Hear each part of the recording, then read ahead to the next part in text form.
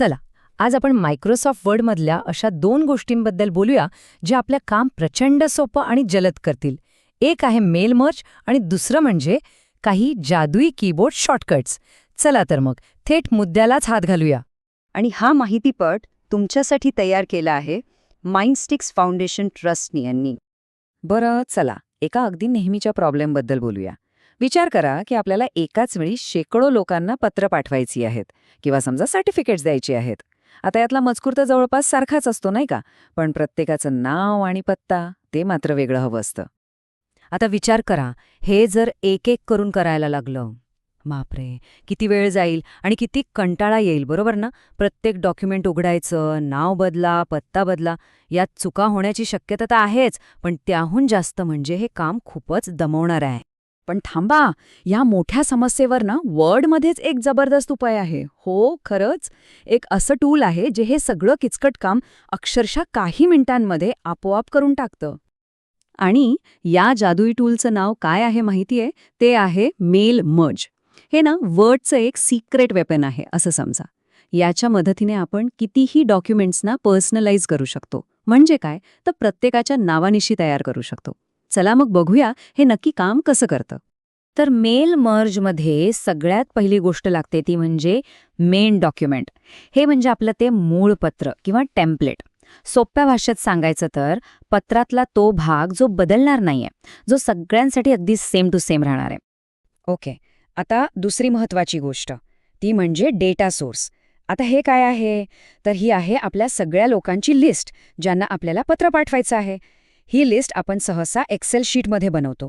त्यात कसं नाव, पत्ता, शहर असे वेगवेगळे रकाने असतात. म्हणजे ही एक प्रकारे आपल्या पत्रासाठीची एक स्मार्ट कॉन्टॅक्ट लिस्टच आहे. आणि मग या दोन्ही गोष्टी एकत्र आल्या की काय तयार होतं, तर मर्ज केलेलं डॉक्युमेंट म्हणजे फायनल रिझल्ट.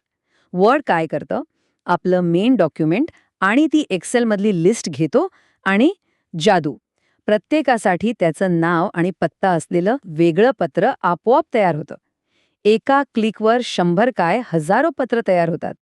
आता प्रश्न पडला असेल की हे सगळं करायचं कसं? पण थांबा, अजिबात घाबरू नका. हे दिसायला अवघड वाटलं तरी आहे खूप सोपं.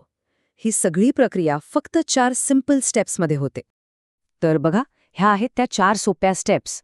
स्टेप 1, एक्सेलमध्ये लोकांची नावं, पत्ते अशी सगळी माहिती भरून एक लिस्ट तयार करायची, ज्याला आपण डेटा सोर्स म्हणतो. स्टेप 2, वर्डमध्ये आपलं मूळ पत्र म्हणजे मेन डॉक्युमेंट टाईप करून घ्यायचं. स्टेप 3, ही सगळ्यात महत्वाची आहे. आपल्या पत्रात जिथे नाव हवंय, जिथे पत्ता हवाय, तिथे मर्ज फील्ड्स नावाचे खास प्लेस होल्डर टाकायचे. आणि फायनली स्टेप 4, फक्त एका बटनवर क्लिक करायचं आणि वर्ड आपोआप आपला डेटा आणि डॉक्युमेंट एकत्र जोडून देईल. झालं काम. आणि हे सगळं करण्यासाठी लागणारे ऑप्शन्स कुठे मिळतील? तर वर्डमध्ये वरच्या बाजूला एक मेलिंग्स नावाचा टॅब असतो. तिथे क्लिक केलं की मेल मर्जची सगळी हत्यारं आपल्यासमोर हजर होतात. अगदी सोपं आहे शोधायला. तर मेल मर्जमुळे आपला खूप वेळ वाचतो, हे तर नक्की. पण कामाचा स्पीड वाढवायचा असेल तर वर्डमध्ये अजूनही काही गोष्टी आहेत. चला, आता आपल्या कामाला अजून बूस्ट देऊया. आणि तो बूस्ट मिळणार आहे कीबोर्ड शॉर्टकट्समधून.